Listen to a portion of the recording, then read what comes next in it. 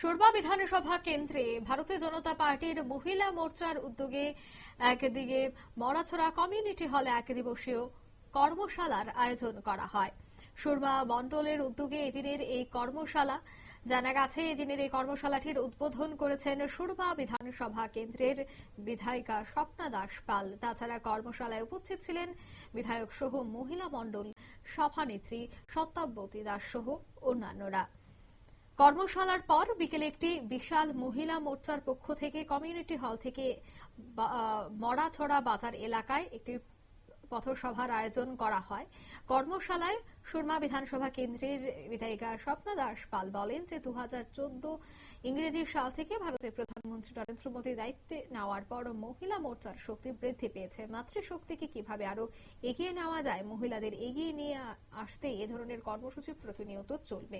তবে আজকের এই অনুষ্ঠান থেকে কি বলছেন সংশ্লিষ্টরা শোনাবো।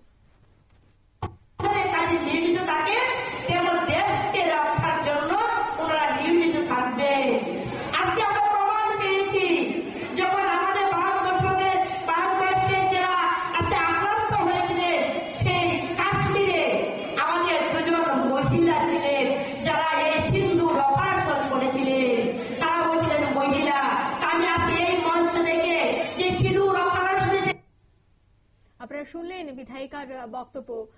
আজ মহিলা মোর্চা সুরমা মণ্ডলের উদ্যোগে এই বিশেষ কর্মশালার আয়োজন করা হয়েছে। অন্যদিকে একটি মিছিলেরও আয়োজন করা হয়েছে। আগামী দিনেও বিজেপির উদ্যোগে মহিলা মোর্চার উদ্যোগে এ ধরনের কর্মশালা অনুষ্ঠিত হবে বলে জানাচ্ছেন তারা। এবং কিভাবে বর্তমানে মহিলারা এগিয়ে যাচ্ছে, ভারতের প্রধানমন্ত্রী কি কি প্রকল্প নিয়ে এসেছে মহিলাদের জন্য, সবটা বিষয় নিয়ে কিন্তু আলোচনা করেন বিধায়িকা। নিয়ে নিচ্ছে ছোট্ট একটি বিজ্ঞাপন বিরতি, সঙ্গে থাকুন।